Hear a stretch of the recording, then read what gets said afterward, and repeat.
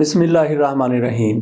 कानून साजी करना पार्लियामेंट का इख्तियार है, पार्लियामेंट का हक है।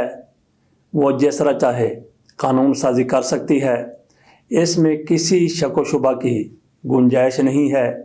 लेकिन इसके साथ साथ ये भी एक अटल हकीकत है कि सुप्रीम कोर्ट को पार्लियामेंट की तरफ से की गई कानून साजी पर तशरीह करने का भी इख्तियार है।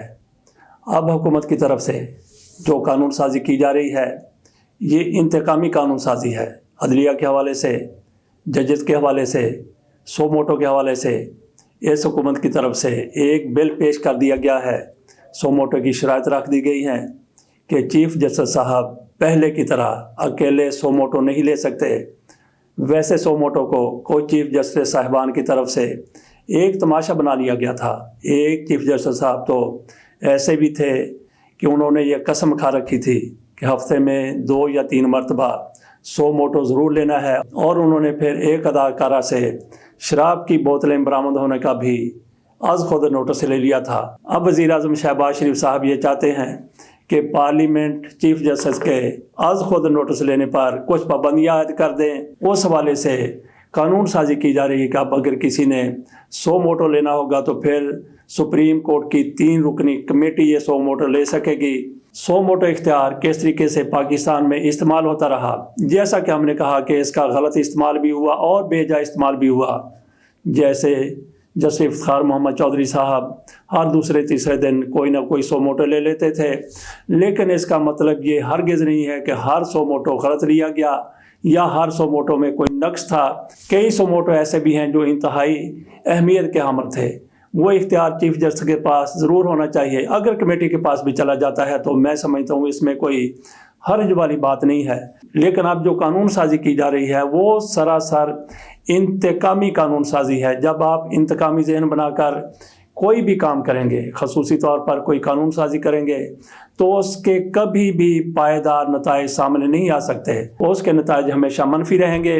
अगर आप ये चाहते हैं कि इस पर कतगन होनी चाहिए तो फिर इस हवाले से हाउस का पूरा होना ज़रूरी है, नागुज़ीर है, क्योंकि जितने ज़्यादा लोग होंगे उतना ही कोई कानून अच्छे तरीके से बन सकेगा। आपकी तो आधी पार्लियामेंट मौजूद ही नहीं है, बहस क्या होगी, दूसरा नुक्ता नज़र क्या होगा, वो कभी सामने नहीं आ सकेगा। अगर इनकी नीयत दुरुस्त होती, नीयत नेक होती, ये सुप्रीम कोर्ट से रब्ता कर सकते थे, उसकी मुशावरत के साथ ये कानून साजी कर सकते थे तो वो ज़्यादा बेहतर होता। लेकिन इनके जहन में एक इंतकाम बैठा हुआ है, इंतकाम की आग भड़क रही है। इमरान खान के ख़िलाफ़ ये बदतरीन इंतकाम ले रहे हैं, और इसके साथ साथ अदलिया से भी इन्होंने इंतकाम लेने का सिलसिला शुरू कर दिया है।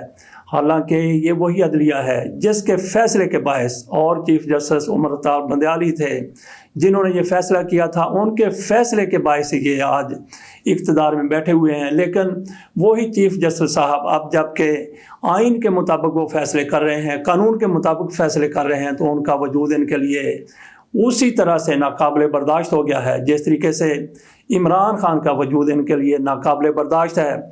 बहरहाल ये कानून साजी कर लें, जिस तरीके से पार्लियामेंट को इख्तियार हासिल है कानून साजी का, इसी तरीके से सुप्रीम कोर्ट को भी ये इख्तियार हासिल है। जो भी कानून साजी हो उस पर वो तशरीह करे, उसके हवाले से जो उसकी राय है उसका इजहार करे, और उसके हवाले से जो उसका फ़ैसला आ जाता है फिर वो हतमी फ़ैसला होता है। अगर ये लोग इंतकामी जहन के साथ कानून साजी के लिए ना बैठे होते तो ये कानून बड़ा सूदमंद हो सकता था। लेकिन अब इस कानून के हवाले से कुछ नहीं कहा जा सकता कि यह कानून बनेगा, कैसा कानून बनेगा, और उसका फिर मुस्तकबिल क्या होगा। मुस्तकबिल तो हमारे यहाँ और भी बहुत से मामलात में कुछ ताबनाक नज़र नहीं आ रहा। पाकिस्तान में जमहूरियत का मुस्तकबिल कैसा होगा, पाकिस्तान में सियासत का मुस्तकबिल कैसा होगा, और पाकिस्तान में आम शहरी का मुस्तकबिल कैसा होगा, इस हवाले से कुछ भी आप बड़े वसूख के साथ नहीं कह सकते। अभी इंतखाबात के हवाले से मामला सुप्रीम कोर्ट में है। सुप्रीम कोर्ट एक आध रोज़ में हो सकता है कि आज ही फैसला दे दे, लेकिन सुप्रीम कोर्ट क्या फ़ैसला करेगी इसका सुप्रीम कोर्ट की तरफ से कल इजहार कर दिया गया है। आज भी यह मामला आगे बढ़ेगा। एक तो बिल्कुल वाज़े तौर पर चीज़ नज़र आ रही है कि इलेक्शन कमीशन ने इंतखाबात की तारीख को जो आगे बढ़ाने का फ़ैसला किया है, ऐलान किया है, وہ غیر قانونی قرار پائے گا، غیر آئینی قرار پائے گا۔ اس حوالے سے عدالت کا ذہن بالکل واضح ہو چکا ہے۔ اسی چیز کو دیکھتے ہوئے ہر طرف آگ لگی ہوئی ہے، خصوصی طور پر حکومتی پارٹیوں میں، اور مریم نواز شریف صاحبہ کس حد تک آگے چلی گئی ہیں اس پر بھی ہم گفتگو کریں گے۔ سر ہم اس پر بات کرتے ہیں کہ الیکشن کمیشن کا فیصلہ غیر قانونی قرار پانے والا ہے۔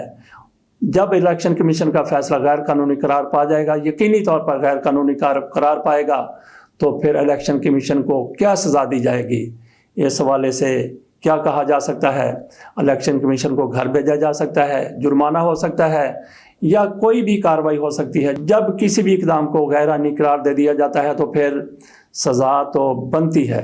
وہ دیکھتے ہیں کہ الیکشن کمیشن کو کیا سزا ملتی ہے۔ ایک سوال تو یہ تھا کہ الیکشن کمیشن کے حوالے سے کیا فیصلہ آتا ہے۔ دوسرا سوال یہ ہے، جو بڑا سوال ہے، اس سے بھی بڑا سوال ہے، بلکہ بہت بڑا سوال ہے، جو ہر ایک کی زبان پر ہے، کہ انتخابات کیا 90 روز کے اندر اندر ہو جائیں گے؟ الیکشن کمیشن کا فیصلہ غیر آئینی قرار پا جاتا ہے تو اس کے بعد پھر دوسرا کیا الیکشن 90 روز کے اندر ہو جائیں گے؟ اس حوالے سے کچھ بھی نہیں کہا جا سکتا، کیونکہ ہمارے جج صاحبان جس طریقے سے ان کی باڈی لینگویج سے یہ پتہ چل گیا، سماعت کے دوران ان کے ریمارک سے یہ پتہ چل گیا کہ الیکشن کمیشن کو یہ اختیار نہیں تھا کہ وہ انتخابات کی تاریخ کو 6 مہینے تک مؤخر کر دیتے۔ اسی طرح سے یہ یقینی طور پر نہیں کہا جا سکتا کہ انتخابات 90 روز کے اندر اندر ہوں گے۔ یوں لگتا ہے کہ ہمارے جج صاحبان کوئی درمیانی راستہ، ان کی طرف سے وہ درمیانی راستہ ہوگا، لیکن تحریک انصاف کے لیے وہ درمیانی راستہ نہیں ہو سکتا کہ معاملات کو آگے لے جائیں، انتخابات مزید مؤخر ہو جائیں، التوا کا شکار ہو جائیں۔ تو انتخابات کب ہوں گے؟ اس حوالے سے مریم نواز شریف صاحبہ کا ایک ٹویٹ سامنے آیا ہے۔ انہوں نے پہلے کہا تھا کہ انتخابات اس سے پہلے نہیں ہو سکتے جب تک میرے والد میاں محمد نواز شریف کو لیول پلینگ فیلڈ نہیں ملتا، جب تک عمران خان کی 200 پیشیاں نہیں ہو جاتی، جب تک عمران خان کو سزا نہیں ہو جاتی، جب تک عمران خان میرے ابا کی طرح نااہل نہیں ہو جاتے۔ لیکن اب مریم نواز شریف صاحبہ کی طرف سے یہ کہا گیا ہے 2 کے مقابلے میں 3 ججوں کے فیصلے کے حوالے سے، وہ کہہ رہی ہیں کہ پہلے اس کا فیصلہ ہوگا، اس کے بعد پھر انتخابات کا فیصلہ ہوگا۔ مریم نواز شریف صاحبہ کیا کہتی ہیں؟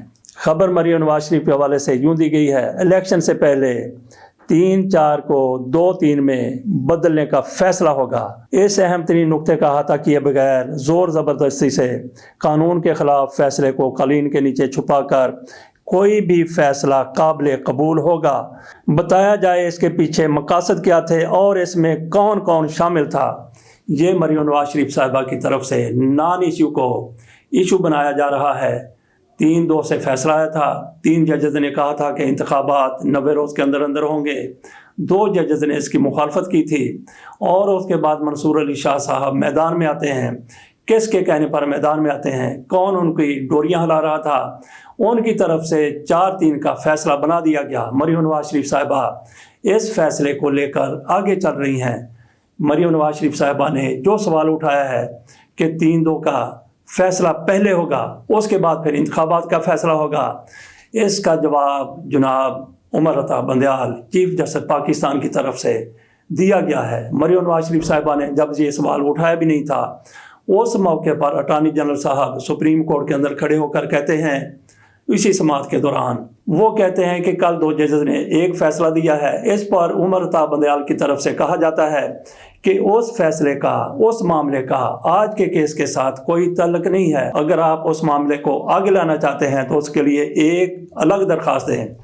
یہ معاملہ اس طریقے سے عمر عطا بندیال صاحب کی طرف سے ایک دفعہ تو الگ رکھ دیا گیا ہے۔ مریم نواز شریف صاحبہ اب جو کچھ چاہتی ہیں، ہو سکتا ہے کہ جو قانون سازی کی گئی ہے عدلیہ کو سنب کرنے کی، عدلیہ کو پس منظر میں ڈالنے کی، عدلیہ کو پسپائی اختیار کرنے پر مجبور کرنے کی، اس کے بعد ہو سکتا ہے کہ یہ معاملہ مزید آگے بڑھے۔ باقی 2 ججز کا جو فیصلہ آیا تھا، اس پر مندو خیل صاحب کی طرف سے کہا گیا کہ یہ ہمارا اندرونی ایشو ہے، اس پر آپ لوگ بات نہ کریں، اس پر اٹارنی جنرل بات نہ کریں۔ یہ کیسے کہا جا سکتا ہے کہ یہ عدالت کا اندرونی معاملہ ہے اور ہم دیکھیں گے، اس پر کوئی بات نہ کرے؟ تو جج صاحب سے یہ پوچھا جانا چاہیے تھا کہ جناب، جب آپ نے ایک فیصلہ لکھ دیا، فیصلہ پبلک ہو گیا، اس کے بعد آپ کیسے کہہ سکتے ہیں کہ یہ ہمارا اندرونی معاملہ ہے، ہم اس کو خود دیکھیں گے؟ آپ نے پوری دنیا میں یہ ایک بات نشر کر دی، پوری دنیا میں پاکستان کا مذاق بن گیا جب یہ فیصلہ سامنے آ گیا۔ یہ فیصلہ 3 ججز نے کیا تھا، جبکہ مناٹی میں 2 ججز تھے، اور اس کے بعد پھر کس طریقے سے 2 ججز نے یہ کہہ دیا کہ یہ فیصلہ 4 کے مقابلے میں 3 کا فیصلہ ہے، اور 4 نے جو کچھ کہہ دیا ہے وہ درست ہے۔ آپ اس کو اب کیسے کہہ سکتے ہیں یہ عدالت کا اندرونی معاملہ ہے؟ دیکھتے ہیں کہ یہ معاملہ کس حد تک آگے جاتا ہے۔ یہ معاملہ سپریم کورٹ میں دوبارہ جائے گا یا یہاں کہیں بھی جائے گا، اس کا فیصلہ کیا ہونا ہے؟ یقینی طور پر اس کا فیصلہ وہی ہونا ہے کہ 5 جج بیٹھے ہوئے تھے، ان میں سے اکثریتی فیصلہ کیا تھا؟ اکثریتی فیصلہ 3-2 کا تھا۔ باقی وہ لوگ جو کچھ بھی کہتے رہیں، باقی جتنے بھی آپ کے سامنے لوگ آ جائیں، جتنے بھی قابل اعتبار لوگ آ جائیں، جتنے بھی ماہر قانون آ جائیں، وہ 1 ہوں، 2 ہوں، 3 ہوں، 10 ہوں، لیکن فیصلہ وہی امپلیمنٹ ہوگا، اسی پر عمل ہوگا جو بینچ میں بیٹھے ہوئے ججوں کی طرف سے اکثریت نے کر دیا ہے۔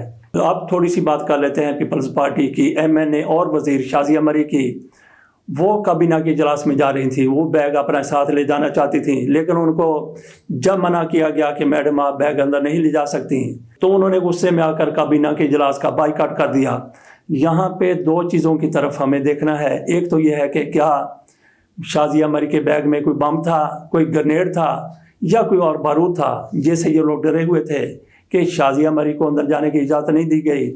تو ویسے اس میں کیا ہو سکتا ہے؟ اس میں کوئی میک اپ کا سامان ہوگا، اس میں کوئی ضروریات زندگی کی چھوٹی موٹی چیزیں ہوں گی جو عمومی طور پر خواتین اپنے ساتھ اپنے بیگ میں اپنے پرس میں رکھ لیتی ہیں۔ لیکن اگر ایک ضابطہ بن چکا ہے، قانون بن چکا ہے کہ کوئی شخص ایسا بیگ لے کر اندر نہیں جا سکتا، اور خواتین بھی کابینہ کا حصہ ہیں، ان سے بھی بیگ رکھوا لیے گئے ہوں گے، لیکن شازیہ مری کی طرف سے آخر کار ضد کیوں کی گئی، اصرار کیوں کیا گیا بیگ کو اندر لے جانے کا؟ یہاں پہ یہ بھی سوچنے والی بات ہے کہ اگر پیپلز پارٹی کی حکومت ہوتی تو کیا شازیہ مری کو اسی طریقے سے سبکی کا سامنا کرنا پڑتا، اسی طریقے سے بے عزتی کا سامنا کرنا پڑتا، اسی طریقے سے رسوائی کا سامنا کرنا پڑتا؟ میرا نہیں خیال کہ ایسا ہوتا۔ تو یہ ہے آپ کی پارٹی میں عزت کا سوال۔ شہباز شریف کے ساتھ بھانمتی کا کنبہ اکٹھا کر دیا گیا ہے، تو یہاں پہ کسی کی عزت اور اہمیت کا احساس نہیں کیا جاتا۔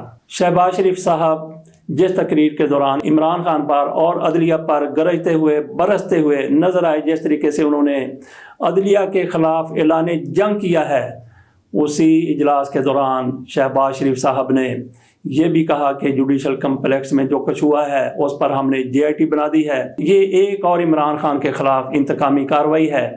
JIT بنانے سے پہلے وہ بڑے فخر کے ساتھ، بڑے تکبر کے ساتھ، بڑے غرور کے ساتھ کہہ رہے تھے کہ اس کا جو بھی فیصلہ ہوگا اس پر عمل کیا جائے گا۔ ایسی بڑک مارنے کی ضرورت کیا تھی؟